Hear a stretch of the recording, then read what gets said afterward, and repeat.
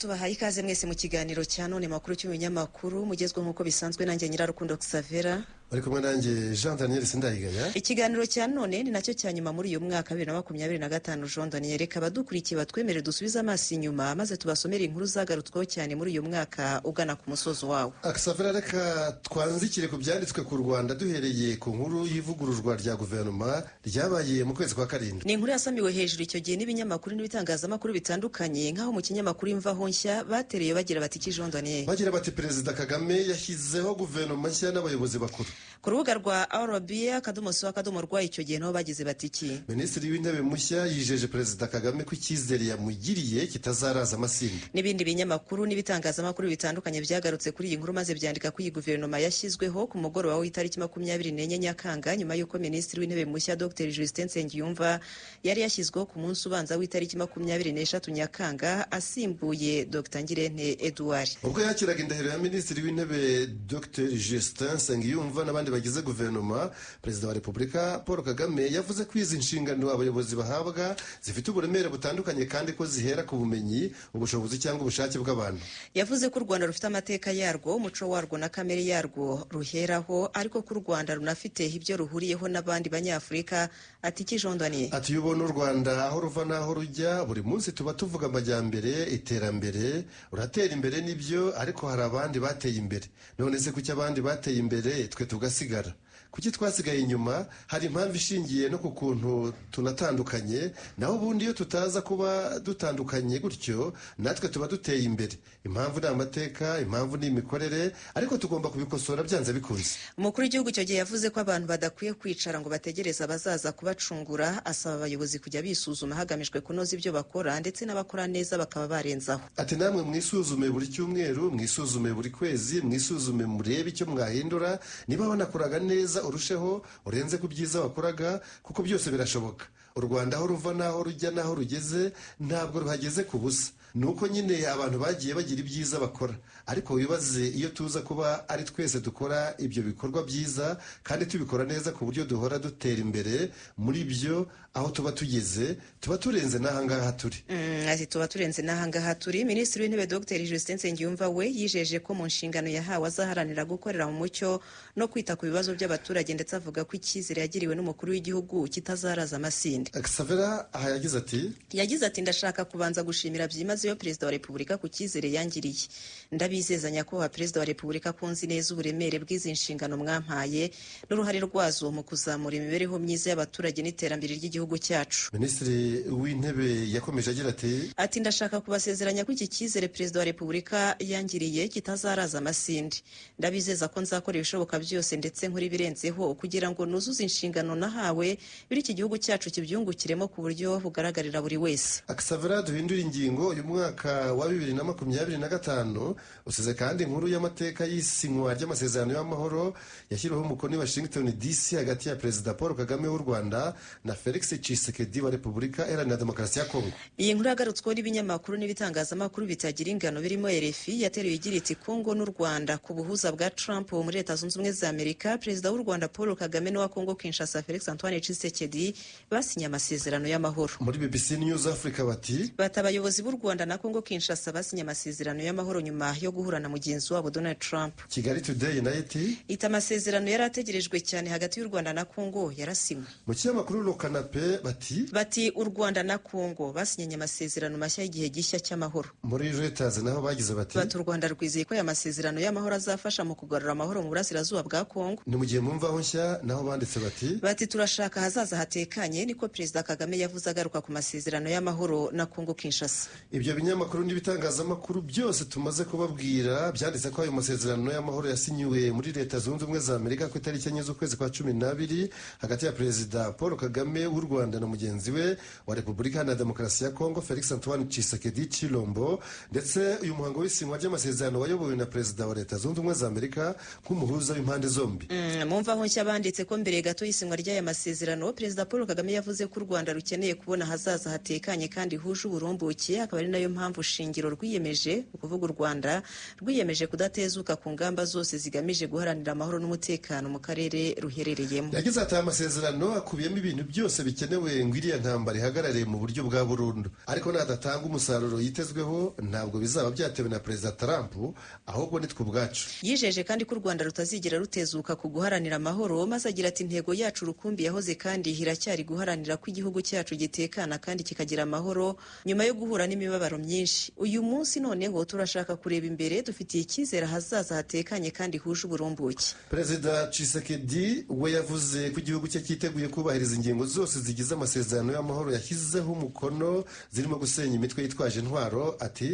Ati Repubulika ya Demokarasi ya Kongo yiyemeje kubahiriza mu bunyangamugayo bwose ibyisabwa byose muri aya masezerano.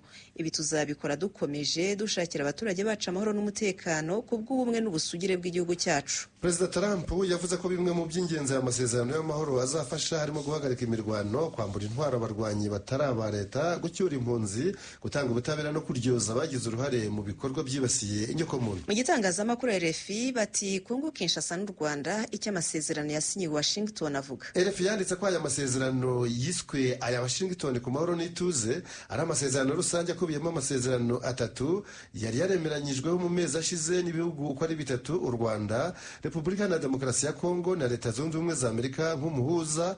Arimo itangazo ry'amahame yasinywe tariki 25 Mata, hakaba amasezerano y'amahoro yashyizweho umukono tariki 27 Kamena, ndetse n'amasezerano y'ubufatanye mu by'ubukungu yashyizweho umukono tariki 4 Ukuboza, yose akaba arasinyiwe i Washington DC mu murwa mukuru wa Leta Zunze Ubumwe za Amerika. Yego, reka duhindura ingingo kandi ibinyamakuru n'ibitangazamakuru binyuranye byanditse kuri shampiyona y'isi y'amagare yabereye i Kigali mu Rwanda mu mpera z'ukwezi kwa 9. Jean Daniel. Mu kinyamakuru Le Monde bati shampiyona y'isi y'amagare yabaye ikimenyetso cy'imbaraga z'u Rwanda.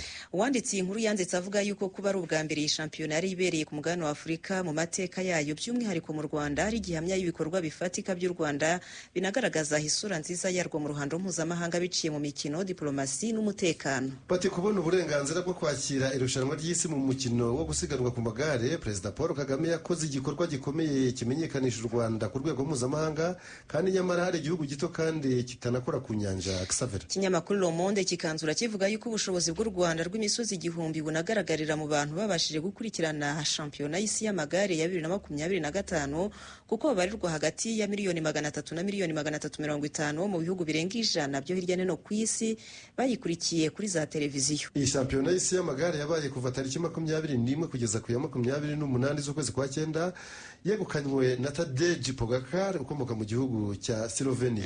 Mu gitangazamakuru Igihe bo banditse ko Perezida Paul Kagame yashimangiye ko abumva ko u Rwanda rutakwakira ibikorwa bikomeye basizwe n'amateka. Umukuru w'igihugu yabigarutseho tariki 25 Nzeri ubwo yari yitabiriye inama y'194 y'ishyirahamwe ry'umukino w'amagare ku isi UCI yabereye muri Kigali Convention Center.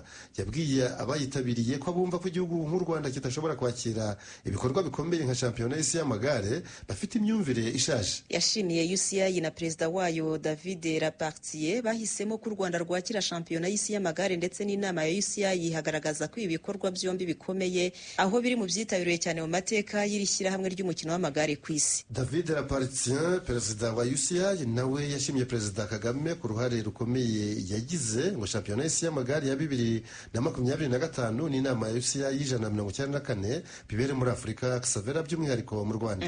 Kandi bikagenda neza. Muri iyo nama ya UCI Jean Daniel yabereye i Kigali, Umufaransa David Lapartie yatorewe indi manda yo kuyiyobora mu yindi myaka iri imbere izageza muri 2029. Twongere duhindura ingingo. Xavera, ibinyamakuru byo muri mwaka kandi byagarutse cyane ku nkuru y'abacanshuro bari baragiye gufatanya na leta ya Kongo Kinshasa kurwanya abaturage bayo bo mu mutwe wa AFC M23, bamanitse amaboko bakemera ko batsinzwe urugamba bari baragiyemo bishyuwe na leta ya Repubulika Iharanira Demokarasi ya Kongo, ariyo Kongo Kinshasa. Iyi nkuru yasamiwe hejuru n'ibinyamakuru n'ibitangazamakuru bitandukanye icyo gihe birimo nka Jeune Afrique, RFI, France 24, Al Jazeera, Afrique.com, BBC, The New Times, The East African, The Citizen, Kigali Today n'ibindi umuntu atarondora ngo abimareyo, aho byateriye bigira biti ki Jean Daniel. Abarwanyi b'abacanshuro b'i Burayi bafashaga FARDC bakiriwe mu Rwanda. Ibindi biti ati muri Kongo Kinshasa abacanshuro mu gihugu cya Romania barwanaga ku ruhande rwa Kongo barayamanitse. Ibindi nabyo kandi byagize biti u Rwanda rwakiriye abacanshuro b'i Burayi basaga 280 barwanaga na M23 Goma. Mu kwezi kwa mbere nibwo abo bacanshuro biganjemo abo mu gihugu cya Romania bambukiye ku mupaka wa Gisenyi na Goma uzwi nka La Corniche bakirwa mu Rwanda bavuye Goma nyuma yo gutsindwa n'umutwe wa M23. N'abacanshuro bageraga hafi muri 300 Xavier. Aho ku mupaka babanje gusakwa maze nyuma burizwa za bisi ziberekeza i Kigali ku kibuga mpuzamahanga cy'indege Kanombe ari naho buririye indege zahise zibasubiza iwabo. Ibinyamakuru byo muri Romania birimo na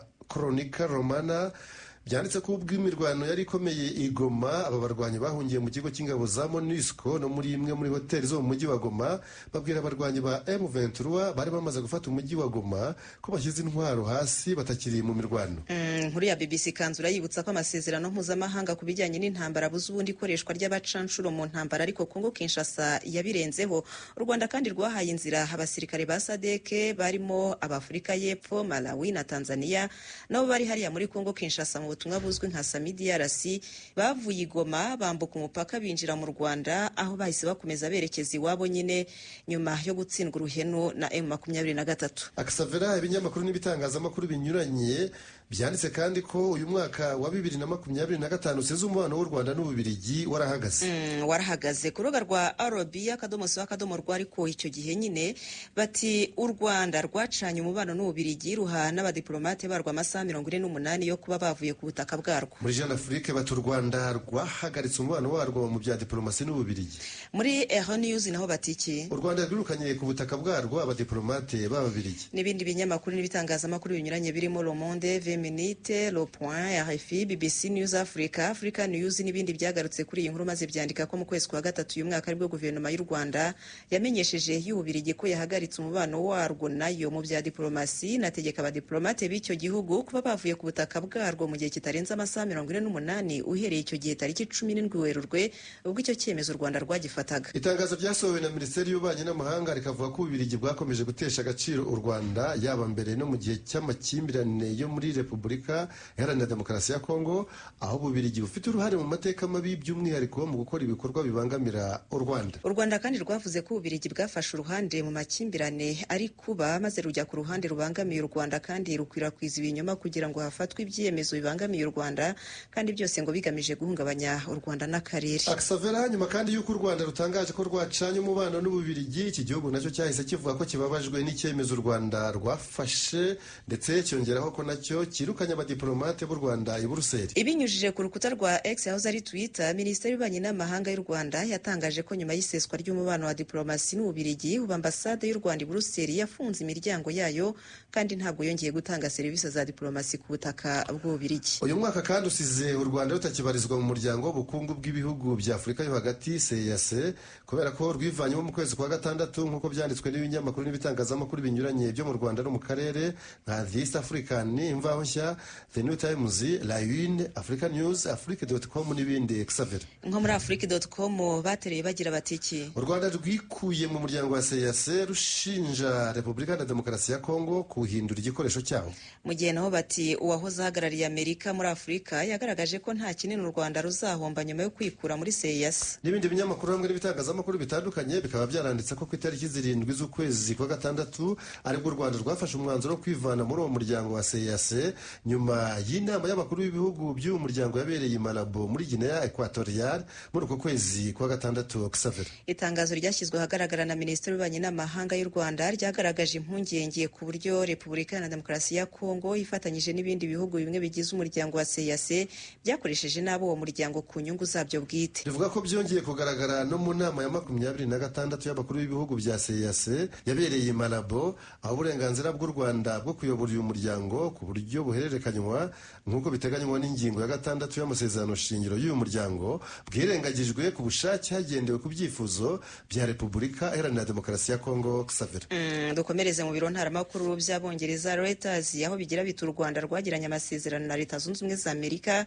yo kwakira abimukira bagera kuri 250. Iki gitangazamakuru cyanditse ko byatangajwe n'umuvugizi wa guverinoma y'u Rwanda Yolande Macron mu kiganiro cyihariye bagiranye. Iyi nkuru yabaye kimomo mu kwezi kwa gatandatu Jean Donier maze isamirwa hejuru n'ibindi binyamakuru n'ibitangazamakuru bitandukanye birimo imvaho nshya yateruye icyo gihe igira iti u Rwanda rwemeye kwakira abimukira 250 bava muri Leta Zunze Ubumwe za Amerika. Muri West France nabo bateruye bagira bati u Rwanda rwemeye kwakira abimukira 250 birukanwe muri Leta Zunze Ubumwe za Amerika binyuze muri gahunda yo kubafasha gusubira mu buzima busanzwe. Xavera igitangazamakuru Afrique.com cyo cyaribajije kiti kuki u Rwanda rufunguriye imiryango yarwo abimukira birukanwe na Leta Zunze Ubumwe za Amerika. Ibindi binyamakuru n'ibitangazamakuru tutarondora ngo tubirangize byagarutse kuri iyi nkuru, aho byanditse ko ayo masezerano yo kwakira abimukira baba muri Leta Zunze Ubumwe za Amerika mu buryo bunyuranije n'amategeko yashyizweho umukono n'abayobozi ba Leta Zunze Ubumwe za Amerika n'u Rwanda i Kigali mu kwezi kwa gatandatu 2025, ndetse abimukira ba mbere bakaba barageze mu Rwanda mu kwezi kwa munani. Xavera iyi nkuru kandi ivuga yuko nta mwimukira u Rwanda rwakira afite igihano yakatiwe hatari yarangiza, kuko ibihugu byombi nyine u Rwanda na Leta Zunze Ubumwe za Amerika bidafitanye amasezerano yemerera imfungwa zakatiwe mu gihugu kimwe kurangiriza igihano mu kindi. Umuvugizi wa guverinoma y'u Rwanda Yolande Macron yavuze ko u Rwanda ruzi ubuzima bugoye bwo kubaho mu buhunzi,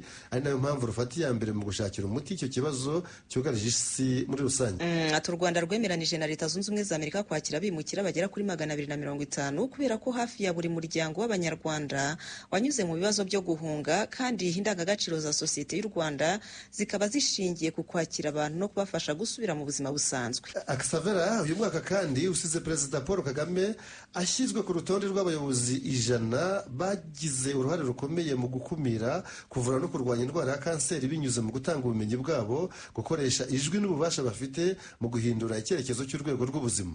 Inkuru yanagarutsweho n'imvaho nshya iravuga yuko ari urutonde rwa 2025 rwakozwe n'igitangazamakuru cy'ubuzima Onco Daily gishimira umukuru w'igihugu Paul Kagame ku musanzu we mu kurwanya kanseri. Ubu Rwanda rufite ibitaro byo ku rwego mpuzamahanga byihariye mu buvuzi bwa kanseri, ndetse guhera mu kwezi kwa karindwi 2025 abarwayi ba kanseri batangiye guhabwa serivisi z'ubuvuzi hifashishijwe ubwisungane mu kwivuza mituwele de sante.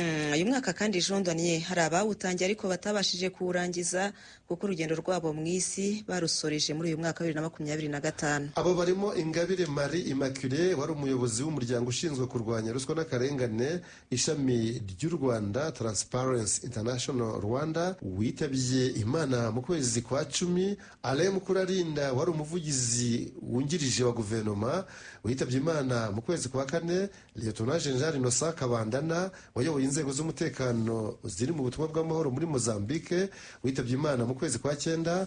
Jean Lambert Gatare wari umunyamakuru witabye Imana mu kwezi kwa 3.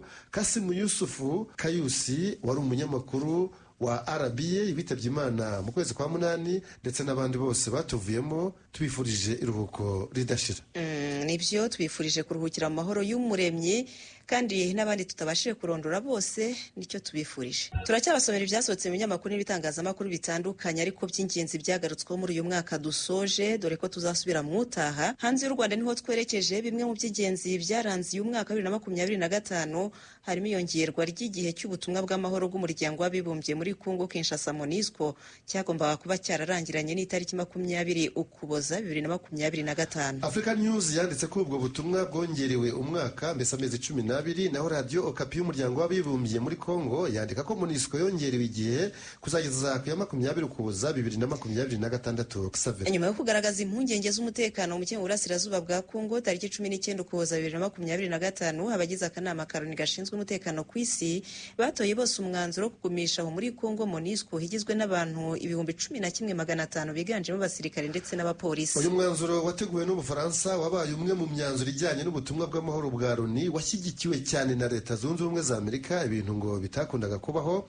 Iki gihugu kikaba cyaragize uruhare rukomeye mu isinywa ry'amasezerano y'amahoro n'ubufatanye mu by'ubukungu hagati ya Repubulika na Demokarasi ya Kongo n'u Rwanda tariki 4 Ukuboza 2025 Washington DC mu murwa mukuru w'icyo gihugu cy'igihangange ku isi.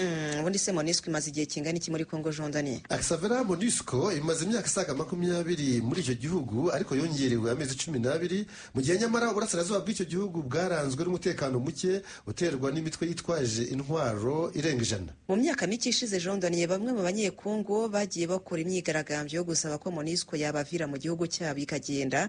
Byatumye kandi muri 2023 ku busabe bwa guverinoma ya Kongo Kinshasa, akanama ka Loni gashinzwe umutekano ku isi gatora ibyo kuvanayo buhoro buhoro abagize MONUSCO, maze inshingano z'umutekano zigasigarana ubutegetsi bwa Kongo. Muri Kamena 2024 MONUSCO yavuye mu ntara ya Kivu y'Epfo. Byari biteganyijwe ko iba yaramaze kuva muri Kongo mu mpera z'uwo mwaka wa 2024, ariko ubukana bw'intambara mu burasirazuba bw'icyo gihugu bwatumye ibyo gutahuka kwa MONUSCO bishyirwa ku ruhande. Ubu yari ikibarizwa mu ntara za Kivu ya ruguru na Ituri. Hagati aho kandi iyi MONUSCO yongerewe igihe n'inshingano zirushijeho kuba iza gisirikare, mbese inshingano z'amagasa, nyuma y'igenda ry'uwari umuyobozi wayo umunyageneyakazi Bintou Keita wayiyoboraga kuva muri 2021 akaza kwegura imburagihe mu mpera z'ukwezi kwa 11 muri 2025 ku cyo yise icyemezo yifatiye ku giti cye. Byari biteganyijwe ko ubundi manda ye izarangira mu kwezi kwa 2 muri 2026. Madamu Keita nawe yari yarakoreye mu ngata umunyarijeriakazi Leila Zerugi. Reka duhindure ingingo. Jean Danier, tariki 15 Ukwakira 2025 nibwo hamenyekanye inkuru y'inshamugongo ibika urupfu rw'umunyakenya Raila Odinga rwabereye mu Buhinde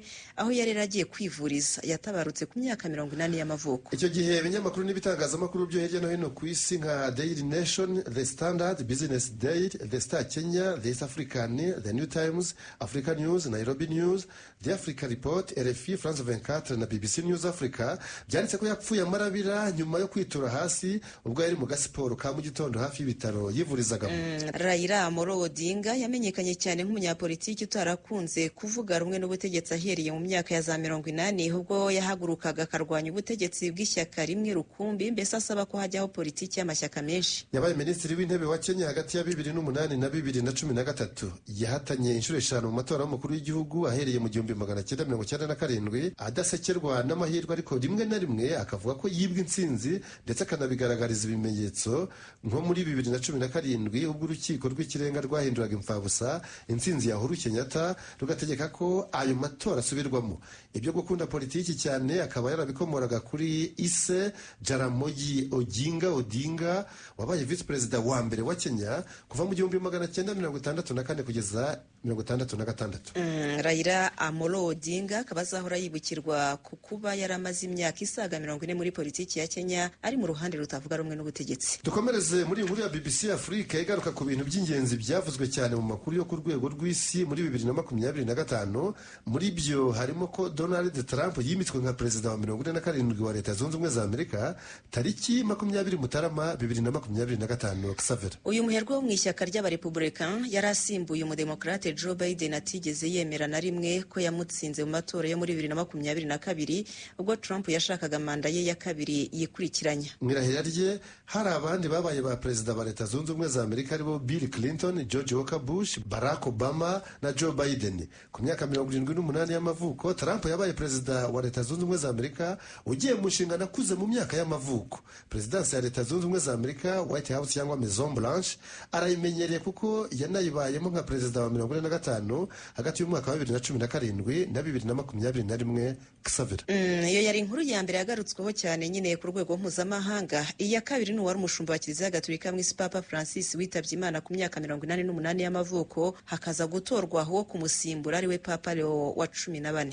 Papa Francis yitabye Imana ku wa mbere wa Pasika tariki 21 Mata 2025 nyuma y'igihe kirekire yari amaze ubuzima bwe butameze neza kubera uburwayi bukomeye bwo mu nzira z'ubuhumekero. Yashyinguwe nyuma y'iminsi 5 atabarutse. Icyari gisigaye ku bayoboke ba Kiliziya Gatolika barenga 1,400,000 hirya no hino ku isi kwari ukongera kumva interuro ya Habemus Papam, mbese dufite papa. Abakaridinari bemerewe gutora barimo na Antoine Karidinari Kambanda wo mu Rwanda bagiye mu mwiherero wabo i Vatikani, maze amahitamo yabo bayerekeza kuri Karidinari Robert Francis Prevost wahise afata izina ry'ubupapa rya Leo wa 14 hari ku ya 8 Gicurasi 2025. Nibyo hari ku itariki 8 z'ukwezi kwa gatanu ku myaka ye 69 y'amavuko. Papa Leo wa 14 yahise aho umunyamerika wa mbere ubaye umushumba wa Kiliziya Gatolika mw'isi.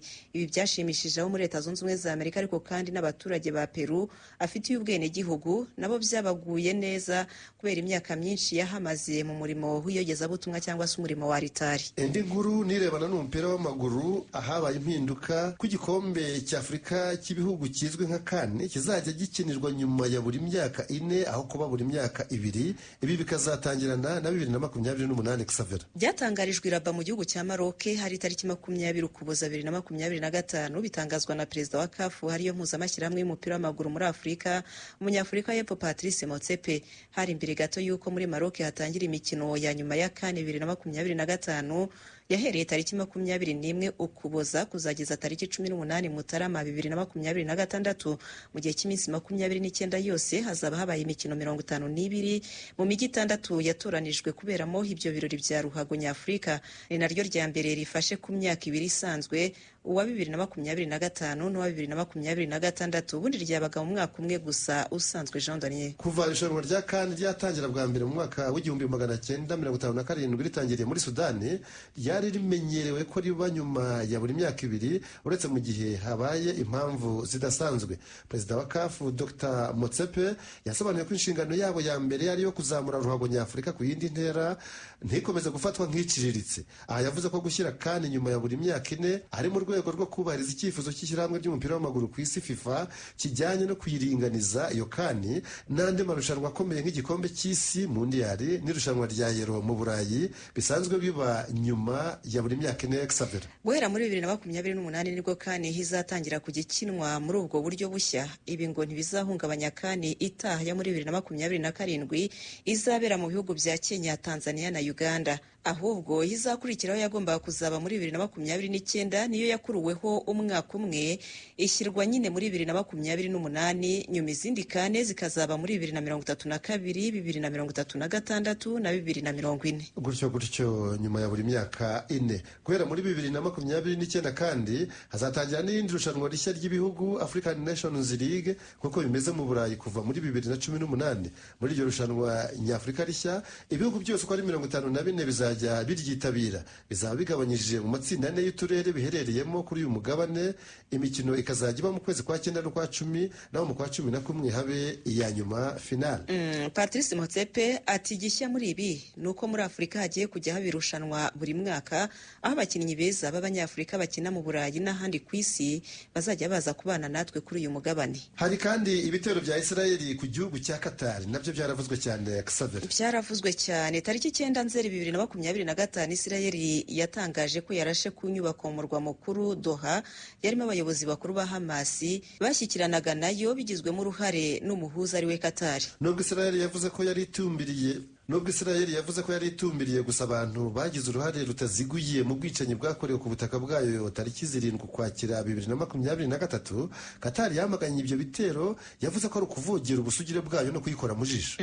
No ku rwego mpuzamahanga ibyakozwe na Israeli byakiriwe nabi. Perezida w'Ubufaransa Emmanuel Macron yavuze ko ibyo bitero hari urukozasoni, naho Donald Trump wa Leta Zunze Ubumwe za Amerika usanzwe ari inshuti magara ya Israeli yarumiwe gusa. Ati Qatar izwiho kuba umufatanyabikorwa wacu w'umwizerwa. Israeli n'ibindi bihugu byose bigomba kujya bibanza bigashishoza. Iyo duteye abantu tugomba kubikorana ubwenge tukabanza kugisha umutima inama.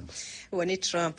Indi nkuru yagarutsweho cyane 2025 kandi yanabayemo intambara y'iminsi 12 hagati ya Israeli na Iran, ibihugu bisanzwe bitarebana neza, aho Israeli ishinja Iran gushyigikira abayirwanya nk'imitwe ya Hamas na Hezbollah. Iyi ntambara yashojwe n'ibitero bya Israeli byatangiye tariki 13 Kamena hifashishijwe indege z'intambara zayo na za drone zatangiye zibasira ahakekwa ko Iran hafite inganda zitunganya uranium ngo izakorwemo ibitwaro bya kirimbuzi. Iran mu masaha yakurikiyeho nayo yatangiye kohereza muri Israeli uruhumbirajana rwa za misiri. Leta Zunze Ubumwe za Amerika zisanzwe zicuditse cyane na Israeli nazo zinjiye muri iyo ntambara Jean Daniel maze zirasa muri Iran tariki 21 Kamena. Nyuma y'iminsi 3 nibwo iyi ntambara yahagaze imaze iminsi yose hamwe 12. Hari kandi igihembo cy'amahoro cyitiriwe Nobel cya 2025 cyahawe umunya Venezuela kazi Maria Corina Makado kubera umuhate yagaragaje mu guharanira ko mu gihugu cye himakazwa amahame ya demokarasi no mu gace kose ka Amerika y'Amajyepfo igihugu cye giherereyemo. Madamu Makado w'imyaka 58 y'amavuko azwiho kutavuga rumwe n'ubutegetsi bwa Perezida Nicolas Maduro, aho ubutegetsi bwe amazeho imyaka isaga 10. Hari ibihugu byinshi birangajwe imbere na Leta Zunze Ubumwe za Amerika bubufata nk'ubutemewe. Bikimara gutangazwa mu kwezi kwa 10 2025 ko Maria Corina Machado ari we wegukanye icyo gihembo cy'amahoro cya Nobel, hari abandi bagishakaga batabyishimiye. Abo barimo Perezida Trump wa Leta Zunze Ubumwe za Amerika utarahishaga ko nyotewe icyo gihembo gihebuje. Yabigaragazaga avugira mu ruhame inshuro nyinshi ko yabashije guhagarika intambara 7 ku isi mu gihe gito yari amaze ku butegetsi uhereye mu kwezi kwa mbere 2025. Hari kandi n'umunya-Australia Julian Assange washinze urubuga kamenabanga rwa Wikileaks, we yifatiye mu gahanga umuryango Nobel utanga icyo gihembo, maze ashinja abayobozi bakuru bawo bagera muri 30 kuba barafashe igikoresho cy'amahoro bakagihinduramo igikoresho cy'intambara. Polisi ya Swede ahabarizwa uwo muryango Nobel yemeje ko tariki 19 Ukuboza 2025 yakiriye icyo kirego cya Julian Assange, ariko yongeraho ko nta perereza izigera igitangizaho. Uyu nyiri urubuga rwa Wikileaks akavuga ko igihembo cya Nobel 2025 agifata nko kunyereza umutungo no gushyigikira ibyaha by'intambara, kubera ko ngo wagihawe aho guharanira amahoro. Asaba ko Perezida Trump wa Leta Zunze Ubumwe za Amerika yakoresha ingufu za gisirikare mu guhindura ubutegetsi bwo muri Venezuela. Julian Assange ati kirero ati ibyo binyuranye n'isezerano ryasizwe na Alfred Nobel mu 1985 icyo gihembo cyitiriwe, ubwo yavugaga ko igihembo kigomba kuzajya gihabwa umuntu uzaba yarabaye bandebereho nk'urugero rwiza rw'umunyamahoro. BBC Afrique kandi yasanze muri uyu mwaka 2025 harabaye n'inama y'ibihugu 20 bya mbere bikize mu isi byibumbiye mu itsinda rya G20 cyangwa se G20.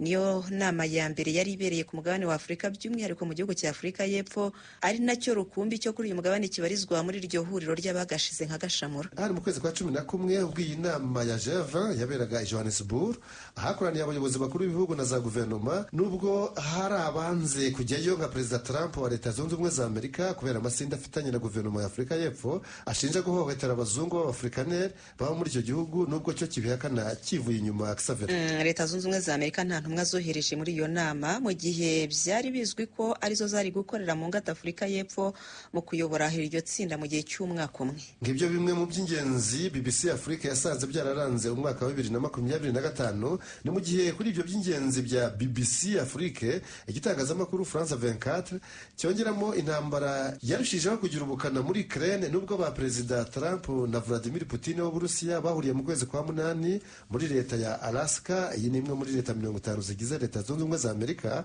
bakaganira ku birebana n'uburyo bwo kwihagarika, ariko bikarangira nta gifatika kivuye muri uwo mubonano wabo wanatangariwe n'isi yose. Iyi ntambara yo muri Ukraine yahashojwe n'Uburusiya kuva mu kwezi kwa kabiri muri 2022, n'ubu tuvugana kandi ruracyahinanye. France 24 kandi yanasanze politiki ya Trump America First yo gushyira imbere igihugu cye cya Leta Zunze Ubumwe za Amerika nayo yaravuzwe cyane muri 2025, cyane cyane mu birebana no kwirukana bimukira babayo mu buryo budakurikije amategeko no guhanika imisoro ku bicuruzwa byinjirayo bivuye mu mahanga. Ibi byo guhanika imisoro byahise bifatwa nko gushoza intambara y'ubucuruzi ku bihugu byari bisanzwe bihahirana n'Abanyamerika no ku bindi nk'Ubushinwa Trump agikomeje kubona nka mukeba ukomeye wa Leta Zunze Ubumwe za Amerika. France 24 kandi yasanze 2025 yararanzwe no kwivumbura ku butegetsi k'urubyiruko rw'abagenzi bo muri Afurika, Aziya no muri Amerika y'Amajyepfo batararenza imyaka 30 y'amavuko. Aho hose urubyiruko rwahagurukiye rimwe rwamagana imibereho mibi iterwa n'ihenda ry'ubuzima uko bwije n'uko bukeye, ifungwa ry'imbuga nkoranyambaga rya hato na hato na ruswa yabaye imungu mu buyobozi bukuru bw'ibihugu byabo. Urwo rubyiruko rw'abagenzi rwakoze imyigaragambyo muri Peru rwinubira ikibazo cy'umutekano muke n'ubuyobozi bwihugiraho. Muri Maroc naho urubyiruko rwarahagurutse rwumvisha ubwami ko rukeneye impinduka zifatika mu mibereho y'abaturage. Rwatezwe amatwi, ariko kandi abarenga 2,000 muri bo baza gukurikiranwa n'ubutabera. No mu bindi bihugu aho abajenizi bigabije imihanda kandi bahanganye bikomeye n'abashinzwe umutekano bakoresheje imbaraga z'ikirenga mu kubatatanya. Nko muri Nepal, minisitiri w'intebe KP Sharma Oli yasanze nta yandi mahitamo afite uretse kuzinga akaragwa akabaviraho. Muri Madagascar ho byagenze bite Jean Daniel? Abajenizi batumye ingabo z'igihugu zivanaho ubutegetsi bwa Perezida Andry Rajoelina wayabangiye ingata agahungira mu mahanga. N'ubu niyakiri. Muri Tanzania ho byagenze bite? Urubyiruko rwagaragaye cyane mu bikorwa byo kwamagana amatora y'umukuru w'igihugu yabaye mu mpera z'ukwezi kwa 10. Ni amatora yegukanywe na Madamu Samia Suluhu Hassan ku majwi akabakaba 98% Xavier. Yego, handi muri Afrika habaye amatora y'umukuru w'igihugu nk'uko wari ubikomojeho. Ni mu bihugu bya Gabon ho mu kwezi kwa 4 General Brice Clotaire Rwigwema yatsinze n'amajwi 98.85%, bityo arangiza inzibacyuho gisirikare yari yatangiye muri 2023 ubwo yahirikaga ubutegetsi bwa Ali Bongo Ondimba. Muri Seychelles ayo matora y'umukuru w'igihugu yabaye mu kwezi kwa 9, maze intsinzi ya Patrick Harimini wagize amajwi 53% ahigitse Wavel Ramukalawan washakaga manda ya kabiri. Muri uko kwezi kandi nyine nanone muri Malawi, Peter Mutharika wahoze ku butegetsi nka perezida wa gatanu kuva muri 2014 kugeza muri 2020 yabusubiyeho atsinze amatora ku majwi 56.76%, yahigitse Lazarus Chakwera washakaga manda ya kabiri. Mu kwezi kwa 10 muri Cameroon mukambwe Paul Biya w'imyaka 92 y'amavuko irimo 43 amaze ku butegetsi yatsindiye manda ye ya 8 yikurikiranye n'amajwi 58%.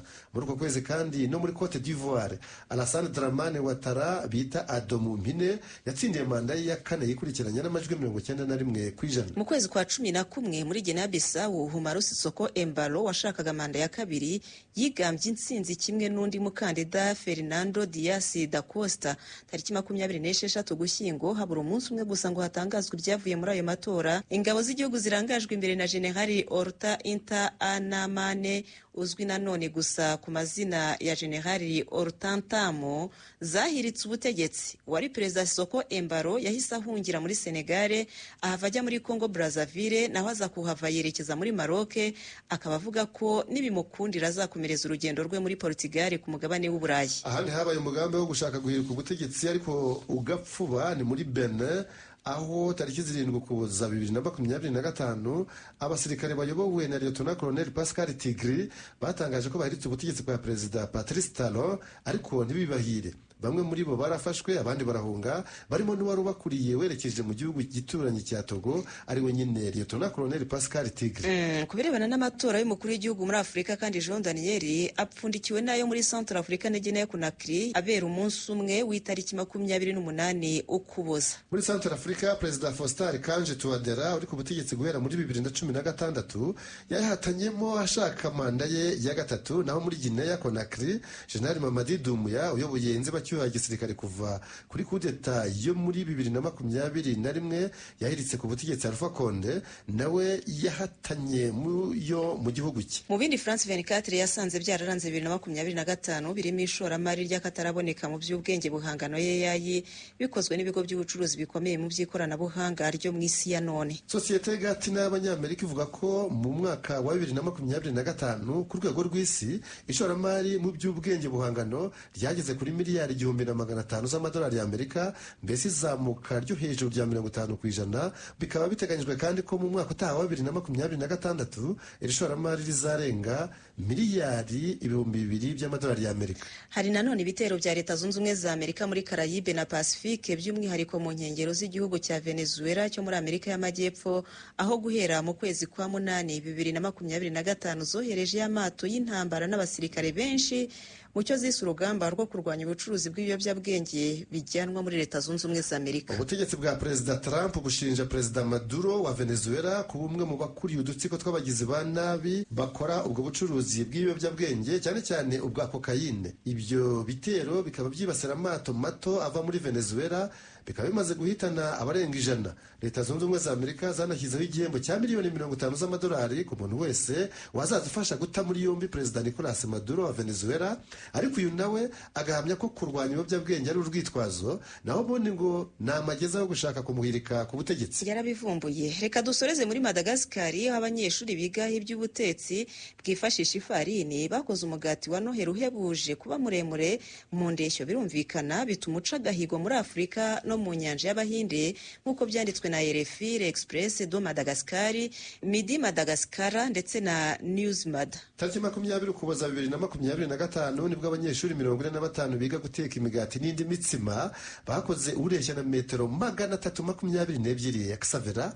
Reba ikibuga cy'umupira cyujuje uburebure bwa metero 120 maze ubukube hafi gatatu ubwo burebure bw'icyo kibuga. Urabona uwo mugati wa Noheli made in Madagascar. Mwakwibaza muti wakozwe mu biki uwo mugati ureshya utyo, mbese ubikwa hehe cyangwa se bawukoze bate? Ni ibibazo byinshi wakwibazaho. Xavera ntihavugwa ifarini yifashishijwe uko ingana, ariko ibindi byo birazwi. Hari amagi bashyizemo 3,300, isukari ni ibiro 95 na konfitire ibiro 55. Uyu mugati wasaranganyijwe imiryango irenga 50 yita ku bana 10,000 batagira kivurira bo mu murwa mukuru Antananarivo. Umugati wa Noheli muremure ku isi ni wakorewe mu Bufaransa hari muri 2014 Xavera, aho wareshyaga na metero 1,427, mbese hafi kilometero 1.5 z'umugati. Ngaho ni mwibaza umubare w'abantu batamiye kuri iyo deseri ya Noheli. Reka duhindira ahangaha, burya ararikwa ntashira niko umunyarwanda yavuze. Aya 2025 yarayo ngaye Jean Daniel. Naho muri uyu mwaka mushya wa 2026 tubagezaho ibindi byanditswe mu binyamakuru n'ibitangazamakuru bitandukanye. Ibindi bizandikwa mu binyamakuru n'ibitangazamakuru bitandukanye nibyo, kandi twifuriza kuzawurya ntubarye. Nimugire ibihe byiza, mugire impera z'umwaka nziza, mugire intangiriro z'umwaka mushya nziza. Naho ubundi nitwa Nyirarukundo Xavera. Wari kumwe nanjye Jean Daniel Sendayigaya. Ibihe byiza. Ciao ciao.